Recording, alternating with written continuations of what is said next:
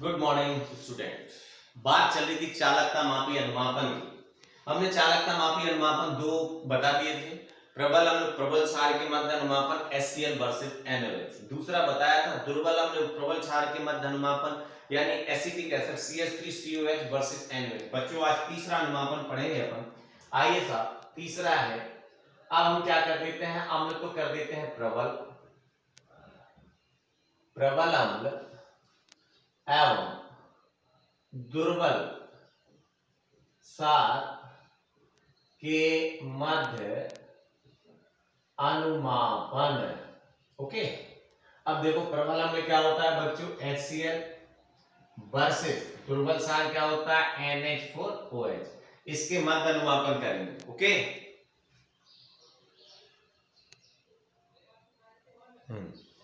प्रबल अम्ल एवं दुर्बल क्षार के मध्य अनुमापन करेंगे बच्चों। प्रबल अम्ल HCl और दुर्बल क्षार NH4OH।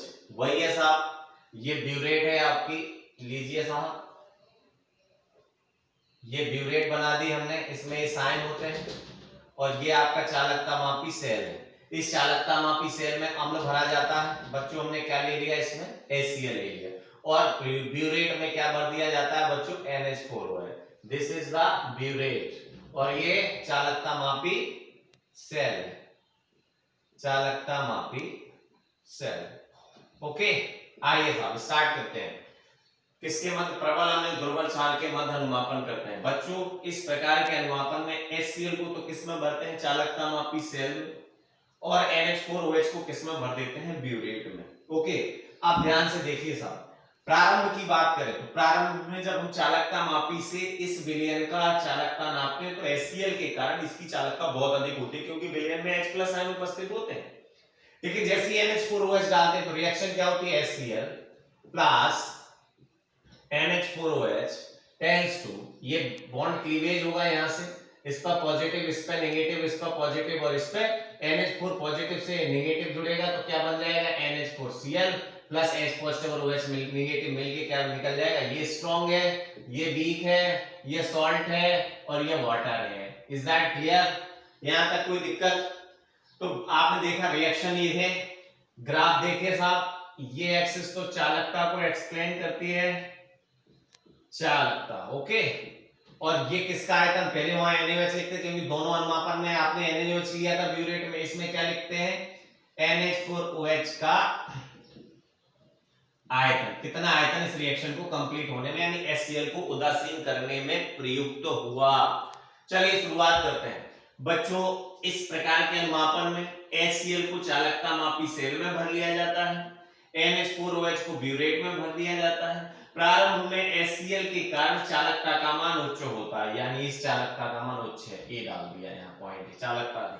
जैसे ही NH4OH डालते हैं, जो H पॉजिटिव आयन होते हैं वो OH नेगेटिव आयन से उदासीन होने लगते हैं, यानी वाटर बनने लगते हैं, यानी चालकता का मान धीरे धीरे क्या होने लगता है, घटने लगता है, घटता जा रहा है। एक समय ऐसा आता है जब पूरा का पूरा H+ यानी HCl NH4OH द्वारा उदासीन हो जाता हो गया, मान लीजिए यहाँ उदासीन कंप्लीट हो गया। अब NH4OH डालेंगे तो विलयन में H+ तो है ही नहीं, तो वाटर तो बनेगा नहीं, विलयन में कौन से आयन आएंगे, OH नेगेटिव के कारण जो चालकता का मान, क्योंकि NH4OH तो है दुर्बल होने के कारण चालकता के मान में कोई परिवर्तन नहीं आएगा, कांस्टेंट हो जाएगा क्योंकि ये अल्प वियोजित होता है। यहां से ये पॉइंट डालिए B और ये C, ये जो पॉइंट आया ये कौन सा पॉइंट आ गया, एंड। आप कहोगे यहां से बढ़ा क्यों नहीं, क्योंकि NH4OH दुर्बल है, दुर्बल होने आप डालते चले जाओ, दुर्बल होने के कारण आयनिक ही नहीं होगा। जब आयनिक नहीं होगा तो विलयन में OH नेगेटिव आयनों की संख्या नहीं, कांस्टेंट हो गया, कोई परिवर्तन नहीं। यहां से लंब डाल दीजिए, इतना NH4OH का आयतन इस रिएक्शन को कंप्लीट करने में यूज हुआ, ये एंड पॉइंट हो गया। तो इस तरीके से बच्चों प्रबल अम्ल एवं दुर्बल क्षार के मध्य अनुमापन ज्ञात कर लिया अपन। Is that clear? चौथा है, तीन कंडीशन हो गई।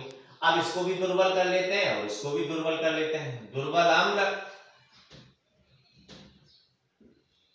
एवं दुर्बल क्षार के मध्य अनुमापन। चलिए स्टार्ट करते हैं बच्चों। दुर्बल अम्ल क्या लिया अपन ने, CH3COH वर्सेस दुर्बल क्षार क्या लिया अपन ने, NH4OH। इसके मध्य अनुमापन कर रहे हैं। अब आपने चालकता मापी सेल में क्या ले लिया बच्चों, एसिटिक एसिड HAC, इसको HAC भी लिख सकते हैं। एसिटिक एसिड को क्या लिखते हैं, HAC, और इसमें क्या भरा हुआ है, NH4OH। ओके, चलिए शुरुआत करते हैं बच्चों। तो चालकता मापी सेल में तो भर दिया अम्ल यानी एसिटिक एसिड, और इसमें क्या भर दिया अपन ने, NH4OH। क्या भर दिया था, NH4OH भर दिया। Is that clear?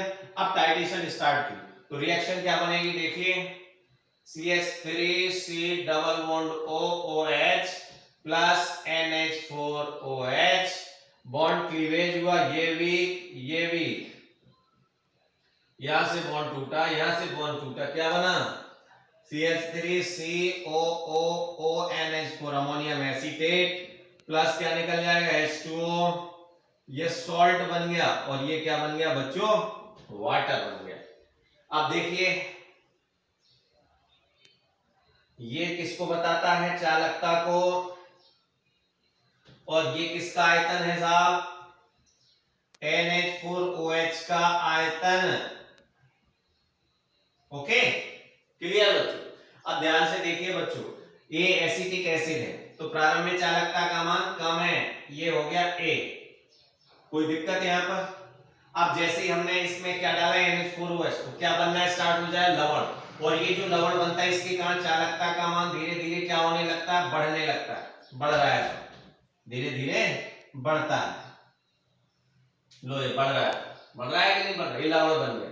अब जैसे ही पूरा का पूरा एसीटेट यूज हो जाएगा, अब NH4OH डालेंगे तो इस NH4OH से कौन से आयन आएंगे, OH-, ये अल्प वियोजित होता है, यानी कहने का तात्पर्य चालकता के मान में कोई अंतर, ये A हो गया, ये B, और ये आपका कौन सा पॉइंट आ गया, एंड पॉइंट आ गया।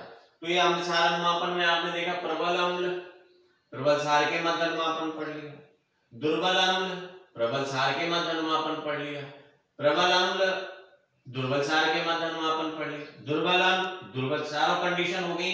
इसमें मेरे हिसाब से कोई दिक्कत नहीं होना चाहिए बच्चों। यहाँ देखो, अम्ल को हमेशा चालकता मापी सेल में भरते हैं और क्षार को ब्यूरेट में भरते हैं, रिएक्शन करा देना है साहब। प्रबल अम्ल है तो प्रारंभ में चालकता का मान ज्यादा होगा, जैसे ही आप क्षार डालोगे टाइट्रेशन स्टार्ट होगी, HCl उदासीन होने लगेगा, चालकता का मान घटने लगेगा।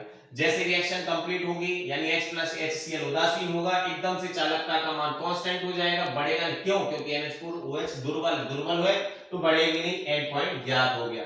दुर्बल अम्ल दुर्बल क्षार दोनों ही दुर्बल है साहब, ये चालकता का मान प्रारंभ में कम रहेगा, लवण बनने के कारण चालकता बढ़ेगी, लेकिन जैसे ही एसीटेट आयन कंप्लीट हुए, पूरे के पूरे उदासीन हुए, अब NH4OH डाल रहे हैं तो ये NH4OH जो है ये कैसा है, दुर्बल होने के कारण आयनित नहीं होता, कांस्टेंट होगी, एंड पॉइंट ज्ञात होगी। यानी हम क्या करते हैं, चालकता मापी अनुमापनों में जो चालकता अनुमापन होता है उसमें हम क्या करते हैं, एंड ग्राफ के द्वारा अंत बिंदु, एंड पॉइंट का मतलब हमें पता चलता है कि रिएक्शन कितने समय में यूज हो गई, यानी जो हम ब्यूरेट में क्षार भरते हैं उसके आयतन की गणना कर लेते हैं, किसके द्वारा, चालकता मापी अनुमापन के द्वारा। आइए बच्चों, पांचवा है अवक्षेपण मापी अनुमापन, ये भी इंपॉर्टेंट है। अवक्षेपण मापी अनुमापन नाप से ही स्पष्ट है, ये किसके मध्य होता है बच्चों, अनुमापन HCl versus AgNO3 versus KCl, AgNO3 versus KCl के मध्य अनुमापन होता है, अवक्षेपण मापी अनुमापन किसके मध्य, AgNO3 वर्सेस KCl। इसका पॉइंट समझिएगा ध्यान से, नाम ये अवक्षेपण मापी, इस प्रकार के अनुमापन में अवक्षेप को प्राप्त करके चालकता मापी जाती है। क्या करते हैं, यानी जब हम AgNO3 और KCl के मध्य अनुमापन करते हैं तो हमें अवक्षेप प्राप्त होता है, उस अवक्षेप को नाप करके हम क्या ज्ञात करते हैं, चालकता का मान ज्ञात करते हैं, इसलिए इसे अवक्षेपण मापी अनुमापन कहा जाता है। इस प्रकार के अनुमापन में हम क्या करते हैं, AgNO3 को तो किसमें भर देते हैं, चालकता मापी में, ये AgNO3 भर गया, और KCl को किसमें लेते हैं बच्चों, ब्यूरेट में, लो साहब KCl भर गया, यहां तक कोई दिक्कत नहीं है साहब। अब AgNO3 और KCl के मध्य पर टाइट्रेशन करते हैं साहब, टाइट्रेशन करेंगे तो AgNO3 प्लस KCl, ये बॉन्ड यहां से क्लीवेज हुआ, यहाँ पॉजिटिव नेगेटिव पॉजिटिव नेगेटिव, क्या बनेगा K, सबसे पहले तो AgCl प्लस KNO3, ये व्हाइट प्रेसिपिटेट बनेगा यहाँ पे, व्हाइट टी। इतनी बात समझ में आई आपको कि नहीं आई? पहली बात हम बात करते हैं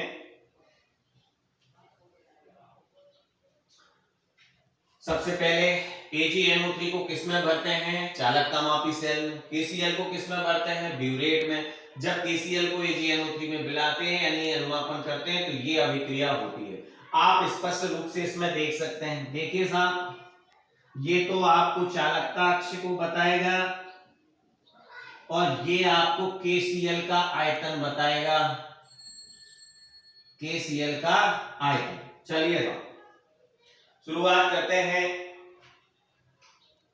आप इस रिएक्शन में देख रहे हैं कि जो Ag पॉजिटिव है इसका प्रतिस्थापन किसके द्वारा हो रहा है? K पॉजिटिव के द्वारा हो रहा है। यानी कहने का तात्पर्य है Ag पॉजिटिव और K पॉजिटिव दोनों की चालकताओं के मान समान। मान लीजिए इसकी चालकता ये है, तो अब जैसे हम KCl डालते हैं तो चालकता के मान में कोई परिवर्तन नहीं आता, कोई परिवर्तन नहीं आ रहा। ये देखिए, ये चालकता के मान में AgNO3 में KCl डालते जा रहे हैं, चालकता के मान में कोई परिवर्तन, जैसे AgNO3 पूरा का पूरा न्यूट्रलाइज हुआ यानी KCl डालते चले जा रहे हैं। अब रिएक्शन ये हो रही है साहब, K पॉजिटिव किसको रिप्लेस करते चले जा रहे हैं? Ag पॉजिटिव को। K पॉजिटिव और Ag पॉजिटिव दोनों की चालकताओं के मान समान है, इसलिए चालकता के मान में कोई परिवर्तन नहीं है। अब जैसे सारा का सारा Ag K पॉजिटिव के द्वारा रिप्लेस हो गया, अब विलयन में कौन से आयन आएंगे? Cl माइनस आएंगे।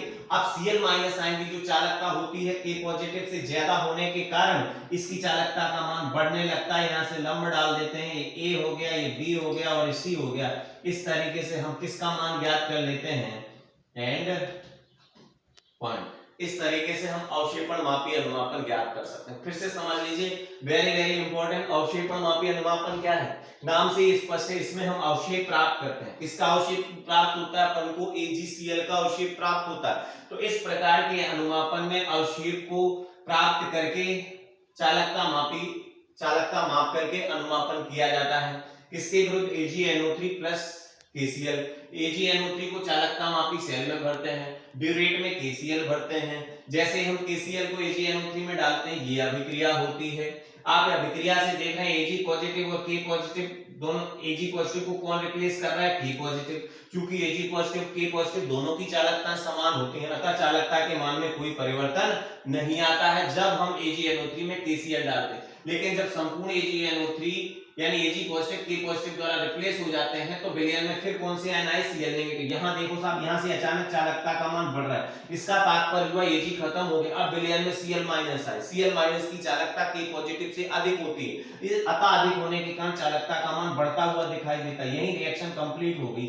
इतना आयतन हमें KCl का उपयोग किया इस रिएक्शन को कंप्लीट करने के लिए। इस तरीके से बच्चों ये चालकता मापी अनुमापन कंप्लीट होता है। 5 पॉइंट, पांचों को पढ़ना बहुत अच्छा क्वेश्चन है, पूरा 10 नंबर का भी मिल सकता है आपको। Okay then, nice meeting you, see you again.